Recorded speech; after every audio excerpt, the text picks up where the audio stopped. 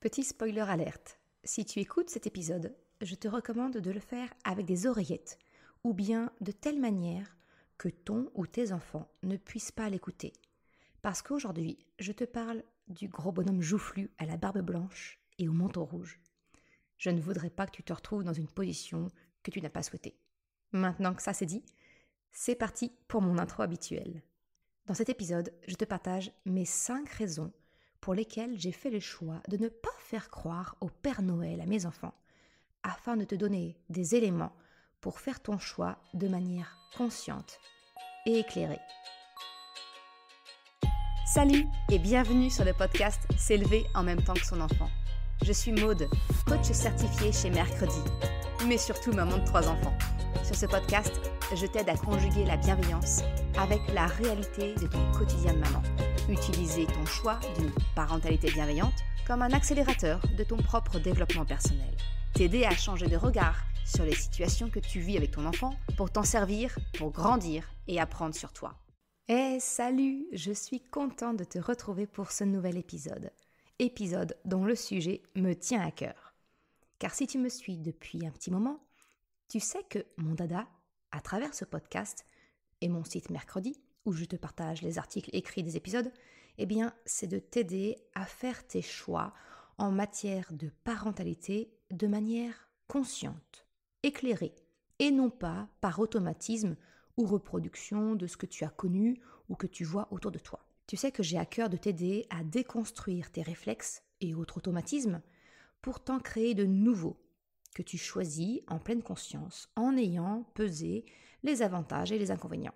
Comme je te le mentionnais en spoiler alerte, si tu as ton ou tes enfants qui peuvent entendre l'épisode, je te recommande de mettre des écouteurs ou bien de l'écouter en leur absence. Parce qu'aujourd'hui, je vais te parler du Père Noël et plus précisément te partager les 5 raisons pour lesquelles j'ai personnellement choisi de ne pas faire croire à mes enfants au Père Noël. Alors oui, je sais que nous ne sommes que début novembre et moi non plus, je n'aime pas que l'on nous pousse à nous plonger dans Noël alors même que la Toussaint et Halloween sont à peine passés. Mais je fais une entorse à mes propres convictions afin de te partager dans cet épisode des éléments qui, peut-être, nourriront ta réflexion pour faire ton propre choix sans te retrouver prise au dépourvu quand ton enfant te posera des questions. Voilà pourquoi j'aborde cette question aujourd'hui alors qu'on est début novembre au moment de la sortie de l'épisode. Trêve de blabla, c'est parti pour l'épisode du jour. Aujourd'hui, je te partage les 5 raisons pour lesquelles j'ai fait le choix de ne pas faire croire à mes enfants au Père Noël. En fait, c'est un sujet que j'ai déjà abordé sur le site mercredi.com il y a quelques années. Si ça t'intéresse, je te mettrai le lien de l'article dans la description, si tu souhaites d'ores et déjà un peu creuser la question. Mais aujourd'hui, je te révèle pourquoi j'ai fait ce choix. Et la semaine prochaine, dans le nouvel épisode, j'aborderai la question qui m'est souvent posée. Mais alors, comment conserver la magie de Noël sans faire croire au Père Noël ? Alors avant de commencer, je tiens à t'informer que Noël a une grande place dans mon cœur. En fait, c'est ma fête préférée. Et il n'est pas du tout question pour moi de sacrifier ce bonheur de l'enfance à mes enfants. Mais d'un autre côté, j'ai également des valeurs qui me sont très chères et que je souhaite transmettre à mes enfants. Ces valeurs qui se traduisent dans les 5 raisons pour lesquelles j'ai fait le choix de ne pas leur faire croire au Père Noël et ce que je te partage aujourd'hui. Alors attention, mon but n'est pas de te faire culpabiliser ou de te convaincre. Si tu me connais, tu sais que c'est même tout l'inverse. Je vise plutôt la déculpabilisation. Mais je souhaite plutôt te partager cela afin de te permettre de faire ton choix, prendre tes décisions en pleine conscience, avec tous les éléments en main. Et après, c'est le choix de chacun. Et j'aurais tendance à dire que la valeur de tolérance est une des principales valeurs qui me tiennent à cœur. C'est la raison pour laquelle je parlerai beaucoup à la première personne dans cet épisode. Je te parlerai de moi. Je te partage mes raisons. Libre à toi de te les approprier ou non. Je ne suis pas là pour forcer qui que ce soit. Sur ce, attaquons la première raison pour laquelle j'ai fait ce choix. Comme tu le sais, la relation de coopération est pour moi essentielle avec les enfants. C'est d'ailleurs un des 12 premiers épisodes que j'ai publiés sur le podcast. L'épisode numéro 2 dans lequel je te partage les 3 raisons pour lesquelles je te conseille de choisir la relation de coopération. Eh bien, cette relation de coopération, elle est basée sur la confiance mutuelle. Je souhaite avoir confiance en mon enfant et je souhaite qu'il ait confiance en moi. C'est un des piliers de la parentalité selon moi. Alors la première raison pour laquelle j'ai décidé de ne pas faire croire au Père Noël à mes enfants, c'est pour la confiance. Il ne m'est pas concevable de prôner la vérité et la confiance 11 mois dans l'année et le mois de décembre arrivant, eh bien de mettre mes principes et mes convictions dans ma poche pour préserver la magie de Noël. Et sincèrement, tu verras, la magie, elle n'a pas du tout disparu avec le mythe du Père Noël. Les deux sont vraiment indépendants et peuvent vivre séparément. Ce que mes proches m'ont alors contre-argumenté, c'était que ce n'était pas vraiment un mensonge, le Père Noël. Il n'y a pas de mauvaise intention. C'est au contraire plutôt pour, entre guillemets, la bonne cause. Personnellement, en tant qu'adulte, je n'aime pas que l'on me cache des choses pour me protéger.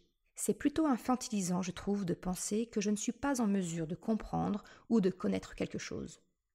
Je ne fais donc pas de différence entre un mensonge avec un but, on va dire malveillant, qui va être de ne pas se faire prendre vis-à-vis d'une bêtise ou quoi que ce soit, et un mensonge avec un but plutôt bienveillant, protéger d'une nouvelle blessante ou bien entretenir un monde imaginaire avec le Père Noël.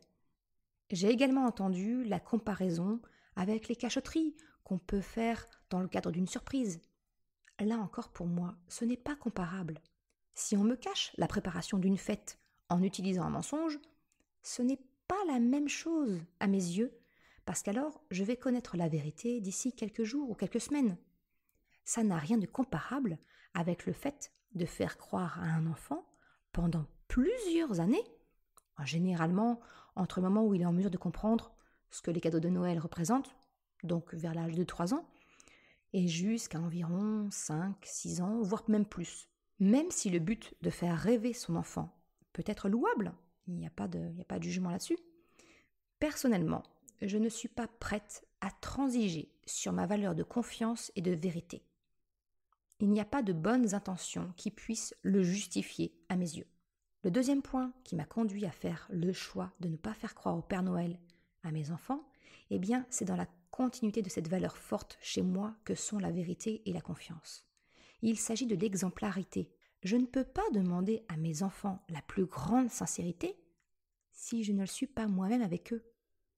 Tu le sais, je t'en parle souvent dans le podcast, mais la congruence est très importante selon moi pour créer une relation de confiance, de coopération, de sécurité avec ton enfant. Mon souhait, c'est que mes enfants ne doutent pas de mes propos, de moi, qu'ils aient confiance en moi, se sentent en sécurité concernant ce que je leur dis. Je dis ce que je fais et je fais ce que je dis. Pour cette raison, leur faire croire au Père Noël n'est pas une option envisageable pour moi. Et pour être honnête, je me suis vite retrouvée avec un sentiment d'être piégée entre mes convictions et mon désir de leur faire partager la magie de Noël. Je n'avais pas d'autre chemin tracé autour de moi, je n'avais pas d'exemple. J'ai donc tâtonné pour créer ma propre façon de faire, et c'est exactement pour ça que j'ai voulu ces 2 épisodes, celui-ci et celui de la semaine prochaine.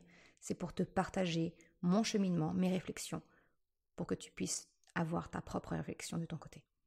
Comme je te l'ai partagé, la confiance de mes enfants est, selon moi, directement reliée à leur sentiment de sécurité. Je vais donc faire un petit aparté concernant le fait que certains enfants ont peur du Père Noël. Et franchement, quand on y regarde de plus près, c'est finalement très compréhensible et logique. Afin de protéger nos enfants, nous leur apprenons rapidement à ne pas accepter de bonbons, de cadeaux de la part d'inconnus dans la rue. Sauf qu'arrivé au mois de décembre, notre approche change radicalement pour l'exception d'une personne que ton enfant ne connaît pas et à qui nous proposons de le mettre sur les genoux pour le prendre en photo, de lui confier quel cadeau lui ferait plaisir et peut-être même qu'il lui donnera des friandises. Encore une fois, le Père Noël conduit souvent les parents à avoir une posture incohérente quelques jours dans l'année. Et pour les enfants plus timides, cela peut être franchement déroutant. Alors tu vas peut-être me dire que je suis un peu provocante. Oui, je l'avoue. Mais finalement, je fais ce que je te propose ici chaque samedi. un changement de regard en te proposant de te mettre à la place de ton enfant. Et je sais à quel point les remises en question peuvent être dérangeantes. Mais encore une fois, j'insiste, je ne suis personne pour juger. J'expose simplement les choses sous un autre angle et je te partage mon vécu. Et tu es bien entendu libre de prendre ce qui te convient et de laisser ce qui ne te convient pas. Ce petit rappel fait, pour que tu ne te sentes pas acculé surtout, je continue ma proposition de changement d'angle. Peut-être que ton enfant exprime ou pas, ou bien ressent un peu de peur dans la maison, dans le noir, le silence de sa chambre. L'imagination des enfants peut être débordante, et leurs jeux de gendarmes et voleurs peuvent se concrétiser la nuit avec des peurs liées à un sentiment d'insécurité dans la maison, dans leur chambre. En tant que parents, nous les rassurons que la porte de la maison, elle est bien fermée, les fenêtres aussi, et que vous êtes tous ensemble dans la maison, bien en sécurité. Tu me vois sans doute arriver avec mes gros sabots. Tu rassures ton enfant sur sa sécurité au sein de la maison. Et pourtant, une nuit dans l'année, il y a bel et bien un inconnu qui parvient à se glisser dans la maison, ni vu ni connu, alors que les fameuses portes et fenêtres sont bien fermées. Il y a de quoi douter un peu des propos rassurants des parents. Donc pour conclure cette première raison pour laquelle j'ai fait le choix de ne pas faire croire au Père Noël à mes enfants, tu le vois, pour moi c'est vraiment une question de congruence, de confiance entre mes enfants et moi, entre ce que je leur dis, leur demande et ce que je fais. C'est me sentir aligné entre mes convictions et ma façon d'être avec mes enfants. Alors peut-être que ton ou ta conjointe est réticent. Peut-être que tu as peur des remarques de tes proches. Déjà, avec cette première raison, qu'est la confiance, tu as déjà plusieurs arguments possibles si tu fais le choix de ne pas faire croire au Père Noël. Mais ce n'est pas tout, et je continue avec la raison numéro 2. La raison numéro 2, pour moi, c'est l'implication. Le fait de ne pas avoir à entretenir un mensonge concernant l'existence du Père Noël, te facilitera également beaucoup les choses. Tu n'as pas besoin de surveiller ce que tu dis en présence de ton enfant, si ce n'est concernant ses cadeaux de Noël, mais en plus, ça va te permettre de vivre les préparatifs de Noël complètement avec ton enfant, parce que dès lors, tu peux l'impliquer dans toutes les étapes. L'organisation du réveillon de Noël et du jour de Noël. Alors, je ne connais pas la configuration de ta famille. Par exemple, moi, effectivement, je suis mariée, mais nos deux familles habitent à plus d'une heure et demie et 2 heures de route de chez nous. Donc voilà, ça demande une certaine organisation entre nous pour savoir comment on fait. Aujourd'hui, on peut en parler avec nos enfants, on peut leur demander ce qu'ils préféraient, on tient compte de leur avis. Ça peut être aussi de l'impliquer dans les décorations des cadeaux, de créer des étiquettes personnalisées, peut-être qu'il peut les dessiner, les colorier. Ça peut être le choix du papier cadeau ou du tissu, si comme moi, tu optes pour un Noël plutôt 0 déchet. Et à ce propos, je te mettrai le lien en description, mais j'avais écrit un article sur justement les options que nous avions pour avoir un Noël avec moins d'emballage. Un autre point dans lequel tu peux l'impliquer, c'est dans le choix des cadeaux des membres de la famille. Tu le sais, je t'en ai déjà parlé, mais l'implication de ton enfant, c'est un puissant moteur pour construire une relation de coopération avec lui, pour nourrir sa confiance en lui. Cela lui donne le sentiment, et réel, qu'il est grand, entre guillemets, qu'il compte et qu'il a voix au chapitre. Tu le comprends, ne pas faire croire au Père Noël à ton enfant te permet de vivre 100% de l'expérience de Noël avec lui. C'est donc 100% de cette fameuse magie que l'on peut craindre de perdre sans le mythe du Père Noël. La troisième raison est en lien direct avec mon choix d'une relation de coopération avec mes enfants. Tu le sais, je t'en parle constamment, mais j'ai choisi le modèle d'une parentalité basée sur la coopération avec mes enfants, en opposition au modèle plus classique basé sur la domination. Je t'en ai notamment parlé dans un de mes articles, ni sévère ni laxiste, pourquoi choisir la parentalité consciente. Cette troisième raison, c'est que je refuse d'utiliser le Père Noël et les cadeaux de Noël comme un moyen de pression, entre guillemets, sur mes enfants. Tu as sans doute déjà entendu autour de toi, ou peut-être même entendu toi quand tu étais enfant, des petites phrases du style « Si tu n'as pas été sage, le Père Noël le saura et il ne t'apportera pas de cadeau. » Cette petite phrase et toutes ses variantes ne sont rien de moins que du chantage. Ce n'est donc pas du tout une conséquence naturelle. Dans l'épisode 8 du podcast, je t'ai donné les clés pour comprendre la distinction entre une conséquence naturelle et une punition. Je te mettrai le lien en description si tu veux aller un petit peu plus loin. Si je découpe un petit peu cette notion du chantage lié au Père Noël, le premier point, c'est que finalement on donne un rôle négatif à un personnage positif. Je m'explique. Avant, nos parents avaient le mérite d'avoir une définition claire et précise du rôle du Père Noël. Celui d'un personnage bienveillant, positif, qui faisait plaisir en apportant des cadeaux. Cette distinction était claire parce qu'elle était corrélée à l'existence de son opposé, un personnage clairement pas sympathique, le Père Fouettard. Le Père Fouettard faisant peur, il a largement disparu au profit du Père Noël. Sauf que du coup, le mauvais rôle a également été transféré sur le Père Noël. Et aujourd'hui, notre petit bonhomme rouge, il cumule les deux casquettes. Celle positive, qui cherche à faire plaisir aux enfants en leur apportant des cadeaux, mais également celle nettement moins sympathique, héritée du Père Fouettard donc, qui consiste à surveiller, sanctionner les enfants au comportement pas toujours acceptable. En gros, on a créé un personnage schizophrène qui joue en même temps le rôle du gentil et du mauvais flic. D'un côté, il manie la baguette et de l'autre, la carotte. Sauf que ton enfant, ce n'est pas un âne que tu cherches à faire avancer. Parce que le système de punition-récompense n'active pas le bon moteur de la motivation chez ton enfant. Il s'agit d'une motivation extérieure, comme je t'en ai parlé dans cet épisode 8 qui concerne les punitions. Mais également dans l'épisode 21, où j'aborde la question « Quand ton enfant ne t'écoute pas, pourquoi et comment faire ?» Je te mettrai les liens de ces épisodes en description. Si je vais un peu plus loin dans ma réflexion, et tu commences à me connaître, j'aime bien aller au bout d'une idée, faire reposer, l'obéissance, entre guillemets, de ton enfant sur un personnage temporaire, tel que le Père Noël, c'est finalement un délestage des responsabilités parentales. C'est un transfert du détenteur de l'autorité parentale. Ce n'est plus toi qui fixes les règles et veille à leur respect. C'est le Père Noël. Et oui, j'utilise bien le terme d'autorité parentale. Ce n'est pas parce que j'ai fait le choix d'une parentalité bienveillante qu'il n'y a pas d'autorité parentale, de cadre éducatif. Bien au contraire, sans cadre ni règles, nous sommes plus proches du laxisme que de la parentalité bienveillante. Pour se sentir en sécurité, ton enfant a besoin d'un cadre, de règles, et naturellement, il aura besoin de les tester. Personnellement, j'ai fait le choix de ne pas déléguer mon autorité à un personnage qui n'est là que quelques jours dans l'année.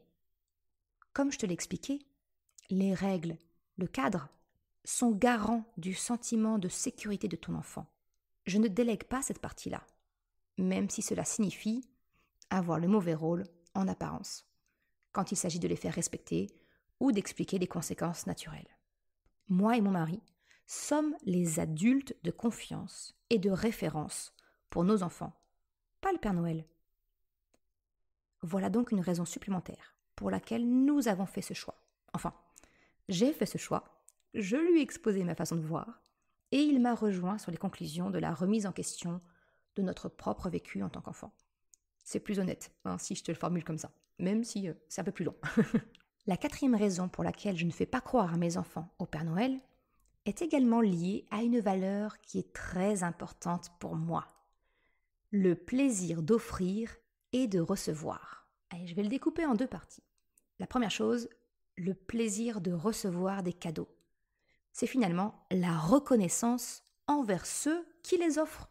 J'entends souvent autour de moi que les enfants sont trop gâtés, qu'ils croulent sous les cadeaux et se comportent parfois comme des enfants n'ayant pas du tout conscience de la valeur des choses, qu'ils ne se rendent pas compte. Et pour cause, les cadeaux offerts par le Père Noël, ils arrivent comme par magie. Et qui dit magie, dit déconnexion de la réalité, de la valeur marchande, pécuniaire. Rien n'est trop cher pour le Père Noël. Il est magique. Ce sont ces lutins qui fabriquent les jouets commandés sur une liste de Noël qui a été postée.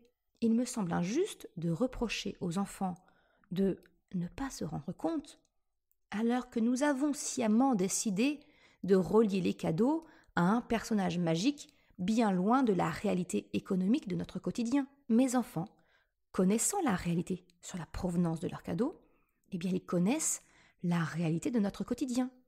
Par exemple, ils savent que leur papy et mamie, eh bien ils ont 4 petits-enfants, et que donc naturellement, leur compte ne leur permet pas de dépenser sans compter pour eux individuellement.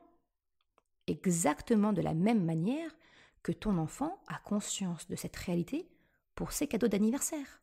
Ne pas faire croire au Père Noël permet, selon moi, d'éviter ce quiproquo, ce malentendu inconscient sur les cadeaux. L'autre élément bénéfique à mes yeux, c'est que mes enfants ont conscience de qui leur offre tel ou tel cadeau. L'intention de la personne qui offre le cadeau ne leur est pas inconnue, bien au contraire. L'intention est au cœur même du cadeau. Lorsqu'une tante ou un oncle offre un cadeau d'un certain type, couleur, forme, il est choisi avec le cœur, de façon personnalisée, selon les goûts de l'enfant, afin de lui faire plaisir. Au-delà du cadeau, mes enfants peuvent ainsi ressentir cette intention de leur faire plaisir, de ce cadeau personnalisé selon leur goût. Cette intention démontre l'attachement entre la personne qui offre et l'enfant qui le reçoit. Ce n'est pas un cadeau impersonnel. Il a été choisi avec le cœur et cela se ressent. Mes enfants peuvent le percevoir. Cela nourrit indirectement leur confiance en eux, car ils se sentent ainsi compris, aimés, dignes d'attention. Ce n'est pas un simple objet. Le cadeau, c'est l'objet et l'intention. Et c'est cela qui permettra à ton enfant de goûter au plaisir de recevoir et de chercher à le reproduire par mimétisme et empathie. Le deuxième plaisir, c'est le plaisir de faire plaisir, offrir des cadeaux. Parce qu'un cadeau, eh bien, il ne fait pas seulement plaisir à celui qui le reçoit. Tu le sais bien, toi. Ne pas croire au Père Noël, eh bien, ça permet à ton enfant de ressentir la satisfaction de faire plaisir à l'autre.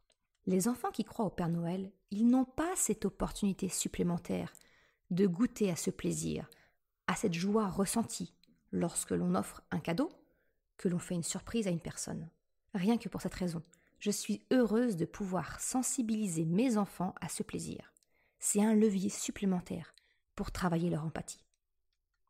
Tu le sais, toi, tu le connais, ce bonheur de voir que ce que l'on a préparé, ce que l'on offre à l'autre lui fait plaisir. Si ton enfant n'a pas besoin d'être préservé de la vérité concernant le Père Noël, il pourra vivre cette expérience supplémentaire pour goûter à cette joie et cultiver, peut-être ainsi, chez lui, le plaisir d'offrir. Et si tu veux aller un peu plus loin dans cette joie d'offrir, eh bien je te partage ce qu'on a fait avec mes enfants l'an dernier.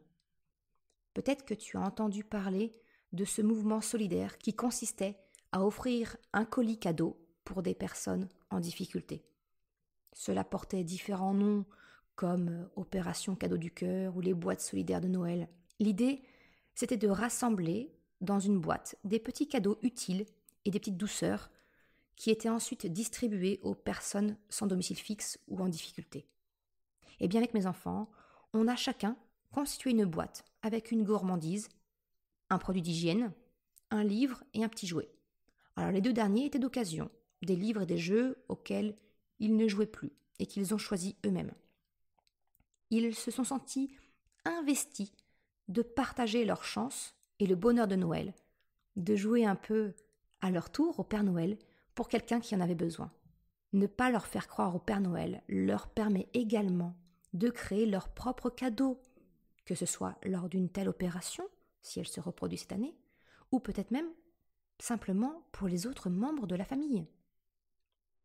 Les enfants vivent ainsi 100% de la magie de Noël, en vivant également l'expérience du côté de celui qui offre et qui ressent ce plaisir.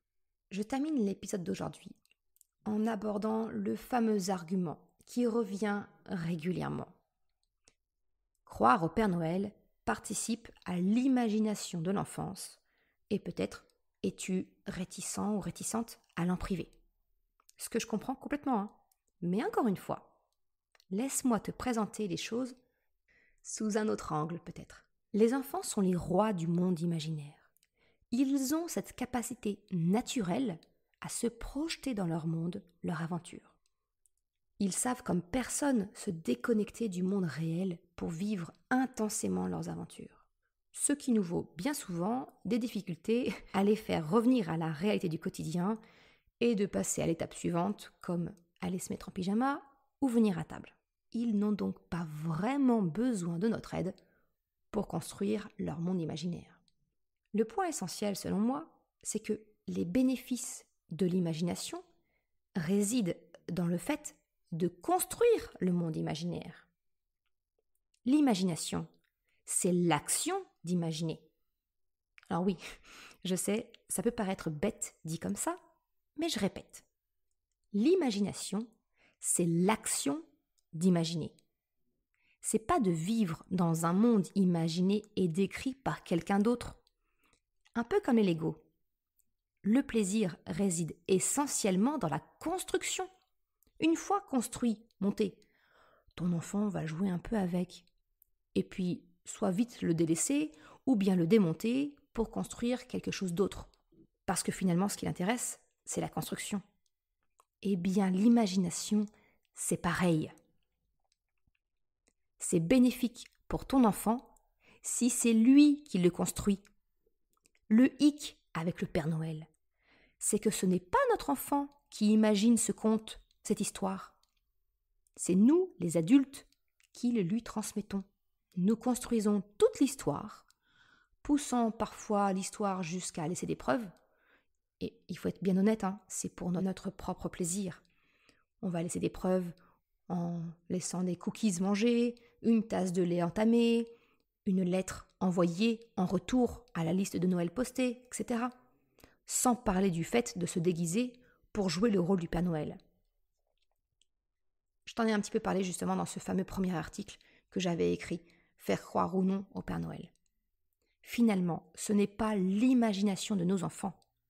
Ils vivent une expérience que nous leur avons créée. Cela n'a donc rien à voir avec le bénéfice de l'imagination des enfants. Ma conviction, c'est que croire ou non est un choix qui appartient à chacun.